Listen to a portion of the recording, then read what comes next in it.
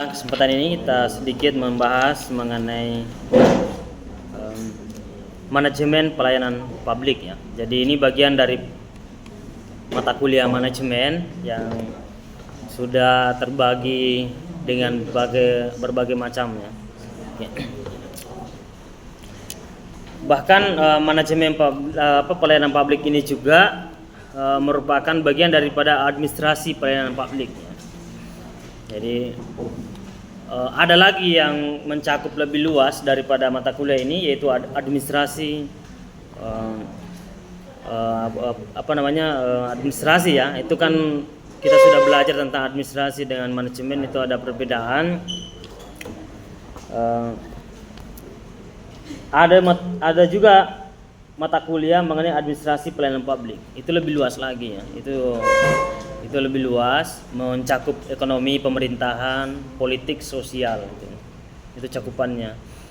Tetapi kita mengambil bagian kecil dari administrasi pelayanan publik itu disebut sebagai manajemen pelayanan publik gitu ya. Nah, bicara mengenai manajemen pelayanan publik, tentu kita tidak bisa terhindar dari poin-poin pokok tentang manajemen itu sendiri. Mulai dari perencanaan, pengorganisasian, ya, itu perlu. Kemudian pengisian staf, pengarahan, ya, itu yang menjadi poin pokok daripada manajemen. Ya. Nah, termasuk nantinya transparansi ya. Kalau temannya tadi ada yang bertanya bahwa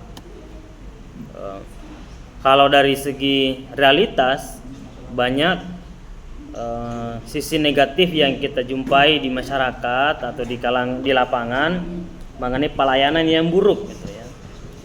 Sementara presentasi dari kelompok 3 itu lebih mengarah kepada pelayanan publik di Indonesia itu sudah baik gitu ya. Jadi ada perbedaan antara apa yang disampaikan kelompok 3 dengan apa yang dikritik ini oleh peserta berdasarkan realitasnya itu. Makin kesini juga bisa kita saksikan di media sosialnya. Kemarin baru saya lihat juga bagaimana misalnya beberapa hari yang lalu atau bulan ini Satpol PP misalnya menertibkan penjual eceran bensin ya. Itu yang bukan hanya menertibkan tapi memaksa mengambil secara paksa barang dagangan masyarakat ekonomi di bawah itu ekonomi menengah ke bawah. Sementara yang jelas-jelas misalnya korupsi tentang bahkan mencampur adukan misalnya Pertamax dan Pertalite yang membohongi publik ya secara luas. Itu kita tidak tahu sampai mana kasusnya itu diselesaikan gitu ya. Nah, sementara perampasan terhadap orang-orang miskin itu semakin merajalela. Ini artinya antara konsep yang diajarkan itu sebenarnya dalam bernegara itu bertentangan dengan realitasnya gitu. Bahkan bukan hanya keluhan-keluhan dari dosen-dosen UIN misalnya, dosen-dosen di UGM pun itu mengeluh antara apa yang diajarkan seidealnya ya dalam bernegara gitu, dalam pelayanan publik, tetapi apa yang dipraktekkan oleh kekuasaan oleh pemerintah hari ini itu berbeda gitu ya. Maka sulit untuk menjelaskan gitu. Karena apa yang disaksikan generasi hari ini itu berbeda dengan apa yang diinginkan oleh negara gitu ya, oleh undang-undang misalnya, oleh aturan. Itu berbeda.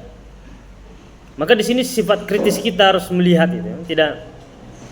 Tidak semua teori harus ditelan mentah-mentah, tapi kita harus mengkritisi gitu ya. Boleh kita berbeda pandangan, boleh kita berbeda pendapat dengan alasan-alasan tertentu. Itu salah satu contohnya saja ya. Ketika Pertamax dinyatakan dioplos ya, dioplosan itu dari Pertalite misalnya, kemudian menimbulkan berbagai macam, itu kan ada penggerebekan kekuasaan kepada pengecer itu, disita semua itu. kebanyakan itu warga yang berbisnis tentang Pertamax itu disita dengan alasan bahwa Pertamax yang dijual itu bukan asli gitu.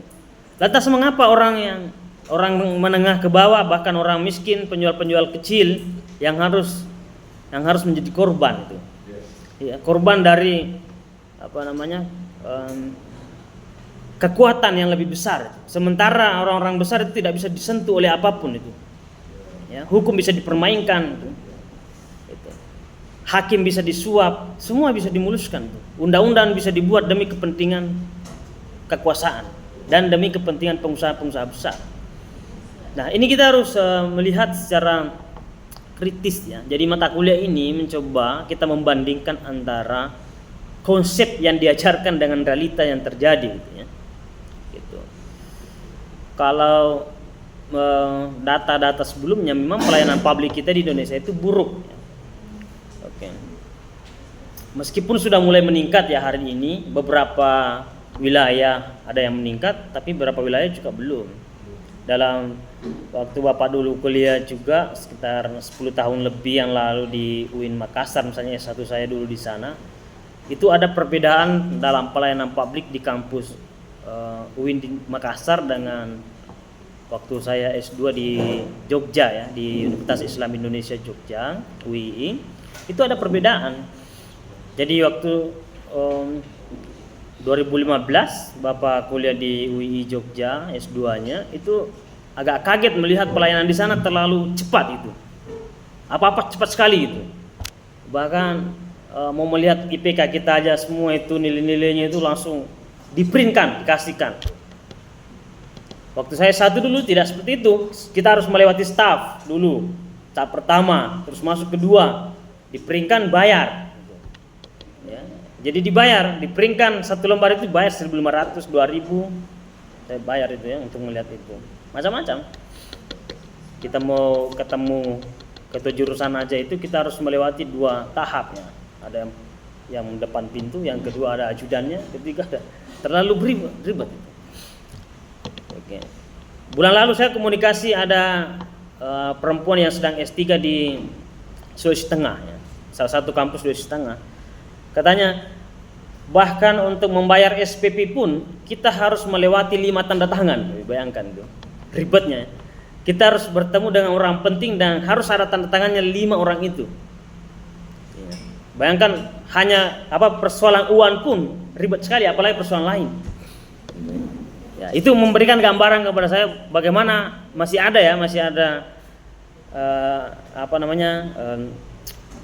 lembaga, ya. masih ada instansi yang berbelit-belit. Nah, di masa saya dulu pernah mengalami itu, tapi di Jogja itu cepat ya. Di Jogja itu termasuk pelayanan sangat cepat. Saya merasakan sendiri ke Dukcapil kemanapun cepat pelayanannya. Bahkan saya mutasi KTP, KK dan dari Makassar ke sana ketika ingin menikah ya, ketika 2018 mau menikah, itu cepat sekali pelayanannya, sangat mudah. Saya nggak mesti juga pulang ke sana, ya, nggak mesti, berbasis digital. Tapi ada beberapa daerah masih ribet sekali. Kita harus memperlihatkan ini. Di Jogja sangat cepat sekali. Itu pelayanan yang bagus. Ya. Tapi di daerah lain juga ada yang tidak bagus, ada yang belum. Oke. Di Salatiga juga termasuk yang bagus. Mau bayar apapun itu bisa cepat ya. Oke. Nah, oke itu. Jadi teman saya dulu banyak juga dibuat ribet ya. Misalnya bimbingan skripsi terlalu berbelit-belit gitu ya, harus dipimpung kiri kanan, terus dosennya sudah ada katanya tidak ada ya, tanda tangannya besok dia datang padahal ada di dalam ruangan katanya lagi keluar, jadi nggak jadi lagi. Besoknya teman saya kecelakaan. Bayangkan hanya persoalan tanda tangan berapa detik saja kita mengorbankan orang lain. Ini yang harus diluruskan ya di Indonesia ini terutama. Persoalan-persoalan yang tidak penting itu tidak usah dipersoalkan gitu. Gitu, ya. Nah, negara-negara maju itu jauh lebih dulu menerapkan sistem pelayanan publik yang terbuka, cepat, efisien.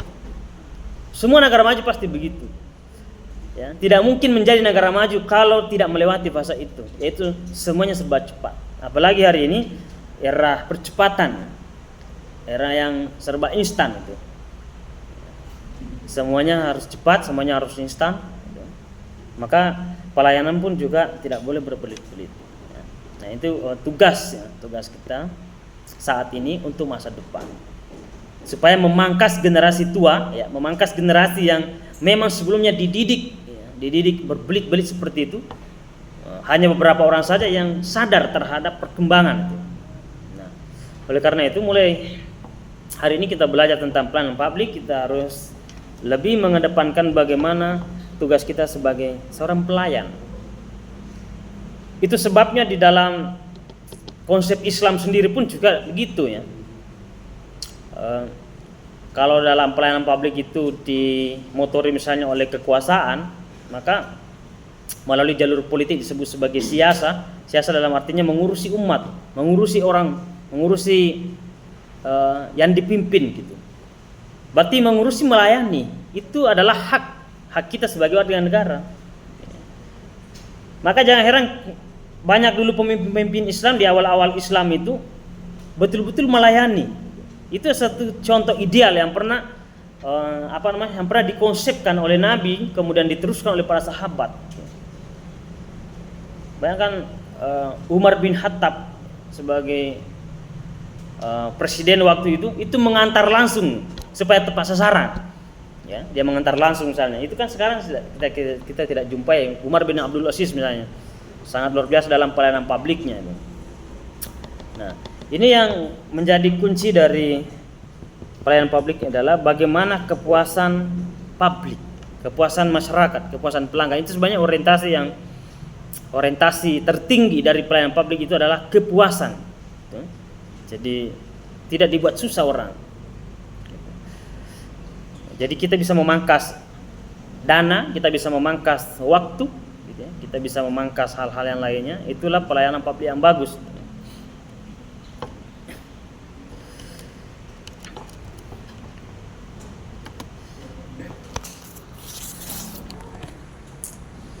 Nah, tentu dari pelayanan publik itu kita harus mengikuti prosedur dari manajemen itu sendiri. Ya. Oke, misalnya ada transparansi, ya, itu yang perlu dikedepankan supaya tidak ada kecurigaan dari orang lain atau masyarakat yang diurusi. Nah, biasanya beberapa tahun yang lalu juga masih saya melihat bagaimana ada diskriminasi pelayanan terhadap orang-orang tertentu. Kalau sudah ditahu yang datang ini adalah orang-orang biasa yang bisa misalnya dibodohi, itu dibodohi betul ya, disuruh bayar ini, disuruh bayar itu. Kalau yang dilayani itu kira-kira orangnya cerdas, jenius atau kritis, nah itu cepat bisanya dilayani. Tapi kalau sudah kelihatannya mukanya saja udah kelihatan culun-culun misalnya, nah itu pasti itu dipermainkan oleh kekuasaan gitu ya, oleh petugas itu. Dipimpung kiri kanan, disuruh bayar ini, disuruh bayar ini, disuruh bayar itu, banyak sekali. Maka wawasan itu juga sangat perlu. Kita juga harus mengetahui hak-hak kita sebagai warga negara, gitu ya. Maka ketika terjadi pelayanan yang tidak sesuai, maka kita bisa memprotes, gitu ya. Kita bisa memprotes. Kelemahan yang lainnya yang masih ada di Indonesia yaitu belum memadai aturan-aturan yang mengikat atau mengatur tentang pelayanan publik. Itu belum begitu banyak ya yang mengatur itu, belum memadai aturan-aturannya.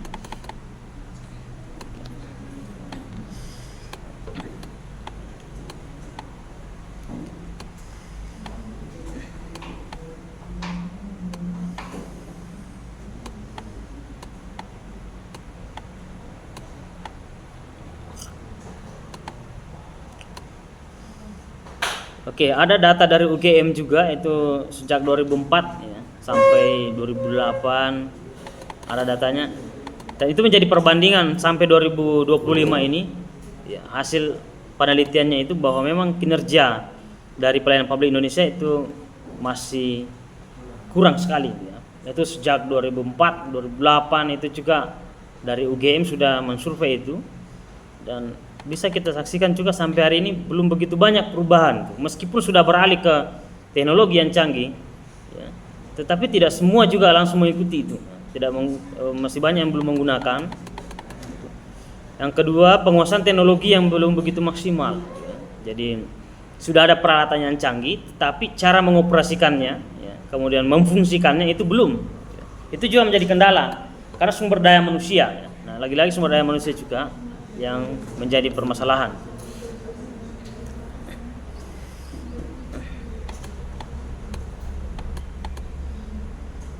Kemudian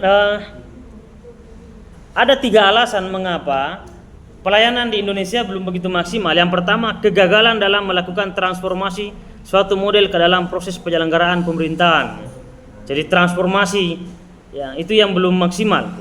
Ya, perpindahannya itu belum maksimal, ya. Masih kadang-kadang masih menggunakan pola lama, ya. Untuk hari ini itu yang menjadi kendala.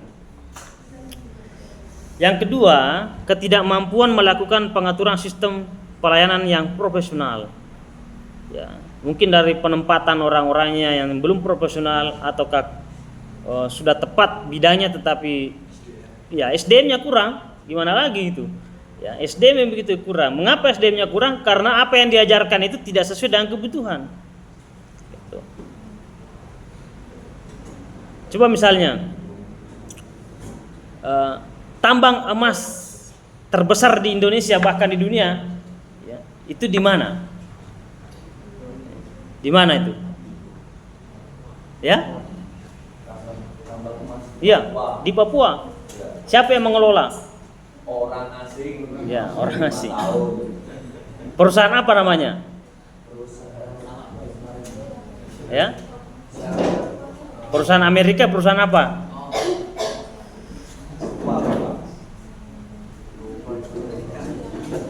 Amerika. Ya. Oke. Bayangkan kekayaan Indonesia itu, baru Papua saja kita cerita. Ya, dia memiliki emas terbaik di dunia, tembaga terbaik di dunia. Gitu ya. Tapi mengapa kasus kemiskinan di sana banyak, kurang gizi banyak, gitu. Ini fenomena itu. Ini masalah besar di negeri kita. Kita memiliki luar biasa itu, ya. Kekayaan di Indonesia itu setiap daerah memiliki kekayaan alam. Mengapa orang asing yang mengelola? Mengapa orang Amerika yang mengelola di sana? Karena sumber daya manusia kita kurang. Karena sumber daya manusia kita kurang, cara membenahinya adalah pendidikan tentang pertambangan emas. Tapi apa yang diajarkan di Papua? Nama-nama candi Borobudur, ya.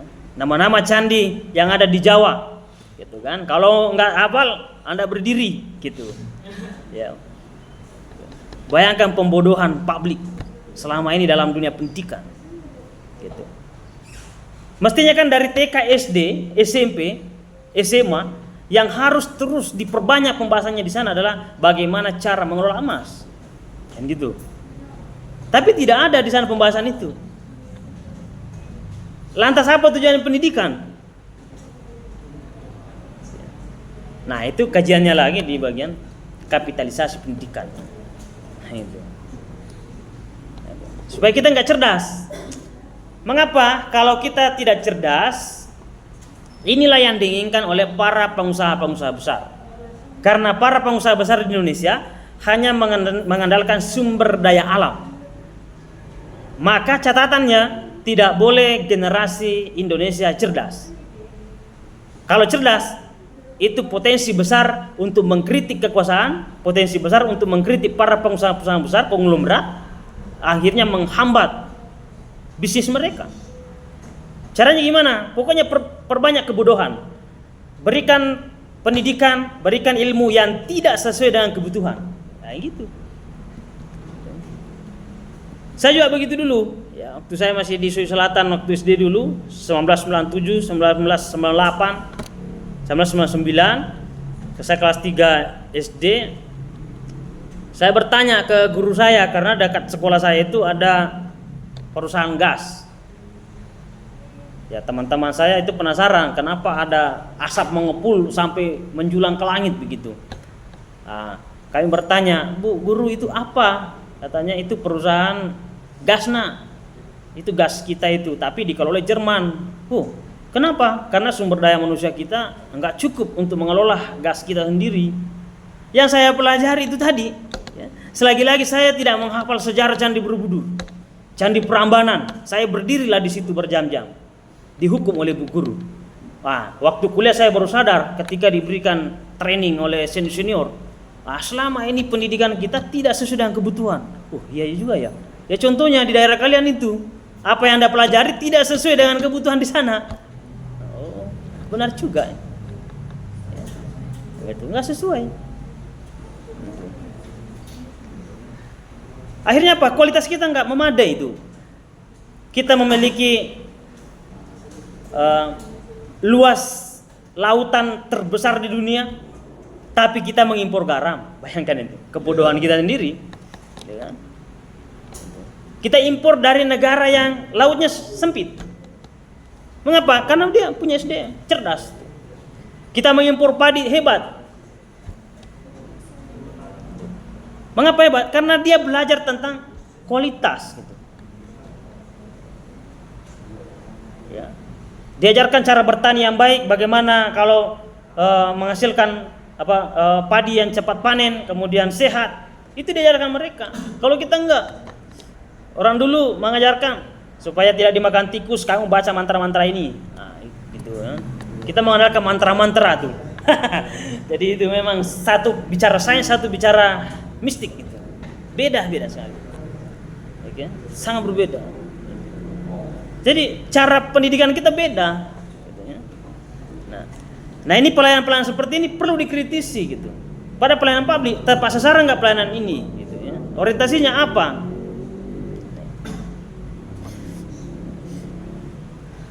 Nah sampai sekarang semua dikelola asing, apa-apa dikelola asing. Ditambah penguasa kita tidak berpihak pada rakyat sendiri.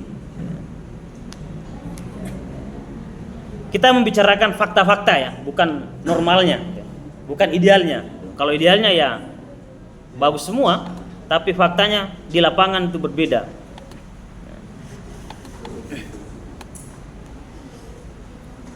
Kemudian yang ketiga, kegagalan mengembangkan pola hubungan kerja antara pemerintah, swasta dan masyarakat. Itu ada instansi yang tidak dihubungkan antara pemerintah, swasta dan masyarakat. Itu kurang kolaborasi. Mengapa? Karena masyarakat makin tidak percaya pada pemerintah. Swasta berjalan sendiri, bisa menghidupi dirinya, ya, masyarakat terjepit ya, antara itu. Gitu, ya. Dipaksa masyarakat untuk percaya, tapi setiap hari ditindas, setiap hari didiskriminasi, setiap hari menampakkan kemewahan para pejabat. Gitu. Bayangkan salah satu menteri kita beberapa hari yang lalu hanya perjalanannya ke Solo saja itu menggunakan jet pribadi. Tahu nggak berapa yang harus dihabiskan itu? Ratusan juta. Bayangkan kalau dia pakai Garuda ke Solo paling 2 juta, 3 juta selesai.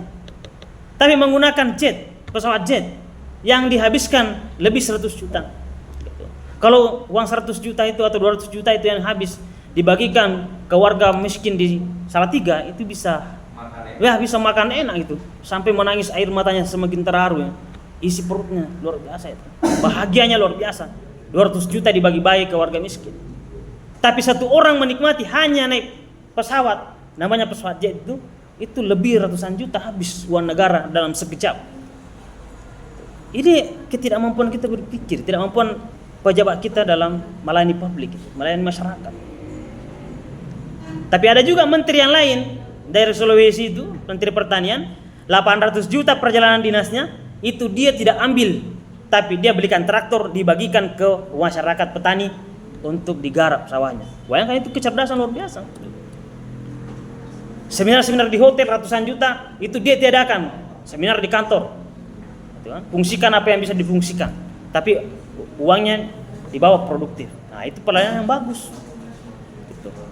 Itu Menteri Pertanian kita hari ini, Dr. Imran, itu dari Kabupaten Bone, Sulawesi Selatan. Dia dari dulu terkenal religius dari orang tuanya. Kemudian sekarang ada adiknya jadi gubernur di sana, jadi bupati di sana. Track recordnya bagus. Itu dia korbankan kepentingan dirinya itu. Bayangkan perjalanan dinas setiap menteri 800 juta. Perjalanan dinas. Ya. Atau satu periode. Ya. Itu 800 juta itu per satu periode atau per satu tahun juga? 1 tahun. Jadi itu. Oke. Bayangkan itu ya, bisa. Jadi luar biasa ya, negara kita banyak sekali uang yang habis gitu. Ya. Apa yang dampaknya efisiensi? Kitalah yang menanggung. Ya, kita menanggung perjalanan mereka. Dia enak-enak itu. Nah, kalau kondisi seperti ini kita disuruh untuk percaya pada kekuasaan, kita sulit. Gitu. Oke. Jadi, nah siapa yang harus merubah itu? Anak generasi hari ini.